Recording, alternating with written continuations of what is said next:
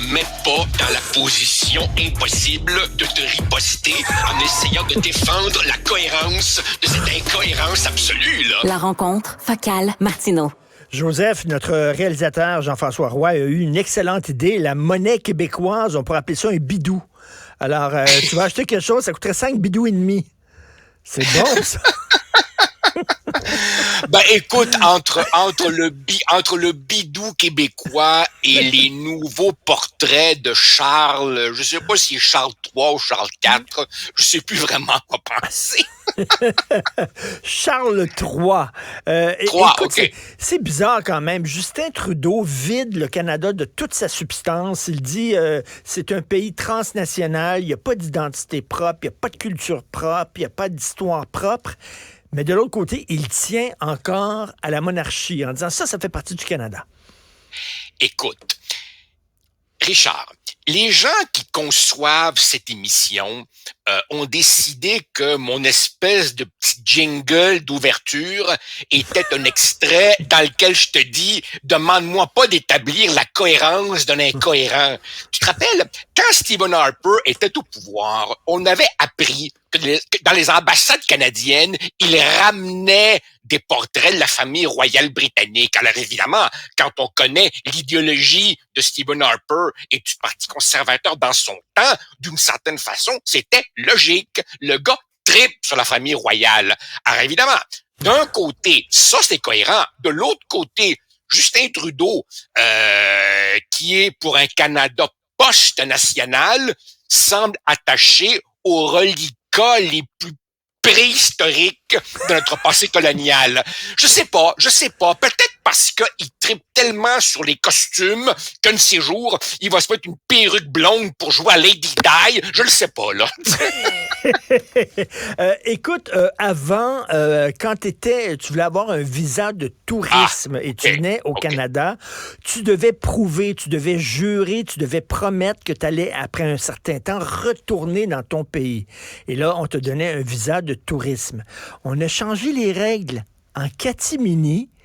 Tu n'as plus besoin de promettre ça, ce qui fait que les gens à l'aéroport Trudeau, par exemple, ils arrivent ici supposément en tourisme, ils arrivent ici, boum, ils demandent l'asile politique. Mon espèce de Richard, comment tu sais ça? Ta recherchiste et moi, on sait même pas parler, mais figure-toi donc qu'en prévision de notre échange, j'ai fait mes recherches, puis effectivement, on a modifié, en fait, on a introduit une disposition qui permet, dans certains cas, une dispense de l'application des alinéas, check ben, 21B, 22.2 et 179B, j'ai été voir le site, qui sont ceux qui, effectivement, dans le temps, disaient, pour un visa de résident temporaire, vous deviez avoir une date de retour. Même pas. T'as même plus besoin maintenant de montrer que t'as un billet de retour. Alors, évidemment, on se doutait bien, Richard, on se doutait bien que la fermeture du chemin Roxham ne réglerait rien. Non seulement elle n'a rien réglé, mais c'est pire que pire. C'est-à-dire que déjà, entre toi et moi, il était assez bizarre de voir des réfugiés arriver en taxi avec des valises à roulettes au chemin Roxham. Maintenant, ils arrivent en avion. Alors, ça donne ceci. Je veux pas t'écœurer avec ça, là, mais ça donne ceci. Juste au mois de septembre, t'en as eu 3420 à l'aéroport Trudeau, qui, en termes de passoire, on peut le dire, porte vraiment son nom. Ce qui veut dire que de janvier à septembre, il y en a 40 730, ce qui se compare aux 33 715 de l'an dernier à pareille date. Donc, c'est pire que pire. Maintenant, Richard, tu te rappelles quand toi et moi, on était jeunes et naïfs, l'idée générale était que le demandeur du statut de réfugié, le demandeur d'asile, était quelqu'un qui devait établir que sa vie était menacée s'il était forcé de rester dans son pays d'origine. Très bien. Regardons de quel pays viennent les principaux contingents de demandeurs d'asile. Mexique, Inde, Kenya, Éthiopie, Congo, Ouganda, Nigeria, Sénégal, je t'en passe. Alors évidemment, là-dedans, t'as des pays qui sont en guerre depuis des décennies, notamment le Congo. Mais attends un peu, là. Au Sénégal, ta vie est menacée si tu restes au Sénégal. Non, je m'excuse. En Inde, non, pas dans la majeure partie du territoire indien. En fait, Richard, c'est si fou, le laxisme canadien, que la nouvelle passe-passe, c'est dire que tu viens ici comme étudiant. Alors, les étudiants étrangers, écoute bien ça, à l'UQTR, à l'UQTR, 7% des étudiants étrangers ont fait une demande d'asile. 7%. Bien entendu, ces gens-là, parce que le Québec, on sait bien, le Québec est tellement ethniquement fermé et intolérant, n'est-ce pas, qu'on leur offre l'aide sociale. Alors, check bien les chiffres pour l'aide sociale. Check bien. Alors, en 2021,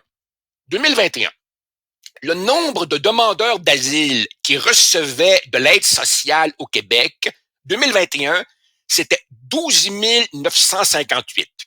En 2022, et j'ai pas encore les chiffres pour 2023 parce que l'année n'est pas terminée, mais en 2022, le nombre de demandeurs d'asile qui recevaient de l'aide sociale était monté à 37 754. Il avait été multiplié par 3 en un an.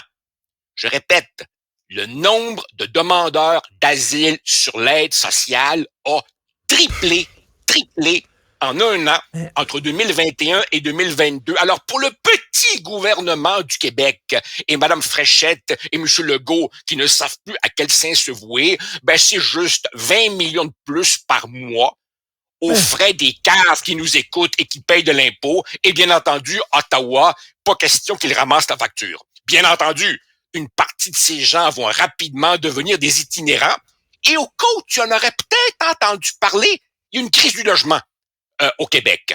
Alors écoute, non, franchement, là, et en plus, c'est catastrophique, le portrait que tu es en train de brosser. Et en plus, tu sais, le temps de traiter leurs demandes, de savoir si ils peuvent rester ici ou pas, ça prend des délais complètement fous.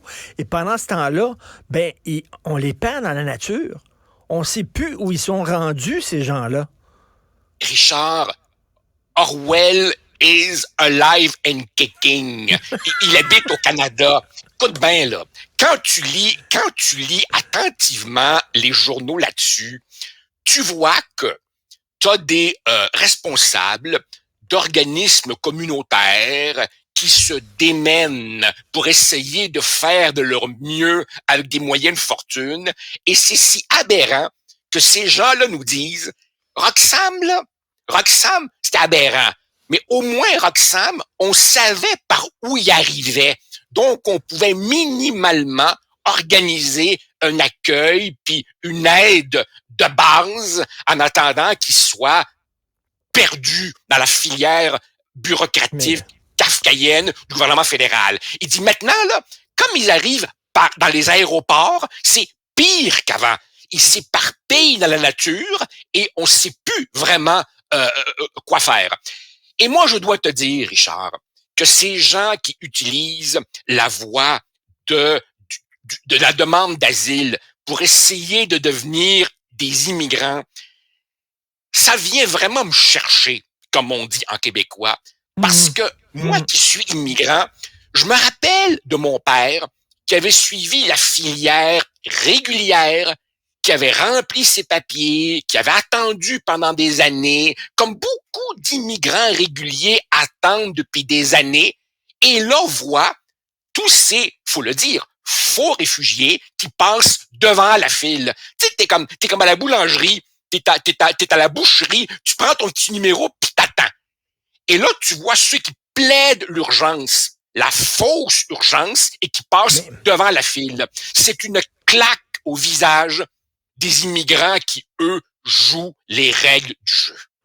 Est-ce que tu as tout à fait raison? Est-ce que Justin Trudeau a perdu le contrôle de nos frontières ou c'est ce qu'il veut? C'est ce qu'il veut. Il s'est toujours fichu du contrôle de nos frontières parce qu'il croit à cette lubie d'un État post-national parce qu'ils pensent évidemment que le Canada n'a pas de récit fondateur à offrir à qui que ce soit. Tu sais, le naturel n'est jamais loin. Rappelle-toi son fameux tweet nous accueillons la misère du monde entier. C'était ce qu'il pensait véritablement. Il s'en est toujours foutu. Pour lui, évidemment, c'est un grand pays vide et vierge, et donc n'importe qui peut rentrer et on n'exige pratiquement rien de lui. La bonne nouvelle, selon Abacus Data, s'il y avait des élections aujourd'hui, 204 sièges pour les conservateurs, un gain de 77, 69 sièges pour les libéraux, une perte de 87 sièges, et pour le Bloc québécois, ça passerait de 32 à 43, donc un gain de 11 sièges pour le Bloc québécois. Mais cela dit, je pense qu'il y a de plus en plus de Canadiens qui disent « ça va faire ». Je pense que oui. Je pense que oui. Hey Richard, est-ce que tu me donnes 30 secondes? Oui. Toi qui es mieux branché que moi, tu vas peut-être m'expliquer quelque chose. Ou alors, évidemment, consulte ta gang et reviens-moi. Là, la numéro 2 de la ville de Montréal, Dominique Olivier, a finalement remis sa démission suite à ces frasques qui ont duré des années à l'Office de consultation.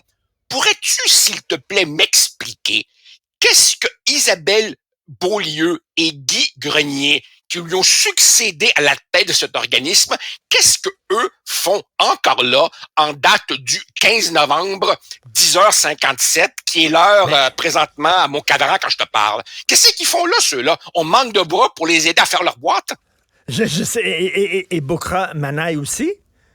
Qu'est-ce qu'elle fait là encore? Comme tu parlais hier, là, dont on parlait hier, tu sais, c'est comme, au-delà de ça, où elle est, Valérie Plante? Qu'est-ce qu'elle fait? En parlant de quelqu'un qui a perdu le contrôle, là, je disais, Justin Trudeau, là, Valérie Plante, elle n'est plus là. Elle est plus là pantoute, là. Et je crois que tu le sens à Montréal. Tu sens que la grogne monte là aussi. Vas-y, oui. Mais Joseph, je ne savais pas qu'on pouvait dire « fuck you » à la vérificatrice générale. Je pensais que tu pouvais pas dire ça, parce que la vérificatrice générale a dit « ça n'a pas de bon sens ce qui se passe dans votre office là, de consultation publique. Le trésorier de la ville devrait mettre son nez là-dedans. » Et puis Dominique Olivier a dit « retourne dans ta niche, toi. » Retourne dans ta niche, je veux rien savoir. Et là, écoute, puis là, la vérificatrice a fait quoi? Elle a dit « c'est correct, coucouche panier. » C'est ce qu'elle a fait. Richard,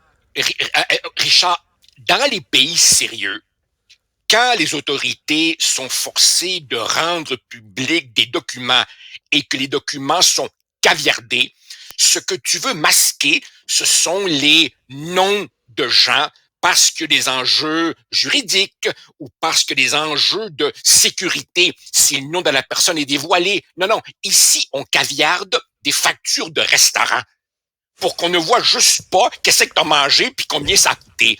Quand c'est rendu là, écoute, Kafka, Orwell, tout à fait en dessous de la vérité. C'est des juniors. La réalité, c'est pire que ça encore. Mais la vérificatrice générale, là, quand elle s'est fait dire « fuck you » par Dominique Olivier, elle s'est pas retournée vers la mairesse en disant « regardez ce qui se passe là. Viens pas dire que la mairesse ne savait pas. » Ça a l'air que non. Écoute, je sais pas trop comment ça marche, la vérificatrice à Montréal, mais je peux te dire que du temps où je siégeais à Québec, quand le vérificateur général affûtait ses couteaux et qu'on savait que sa gang s'apprêtait à débarquer dans un organisme, aïe aïe, on marchait avec le tu sais quoi serré et il y avait des conséquences. On prenait ça très au sérieux. À la ville de Montréal, j'ai l'impression que, écoute, ça a l'air qu'ils s'en foutent totalement, là. Enfin. Conséquences. Un mot en voie de disparition. Il n'y a plus de conséquences. On respecte plus l'autorité. Tu peux dire fuck you à la vérificatrice générale et il n'y a aucun problème.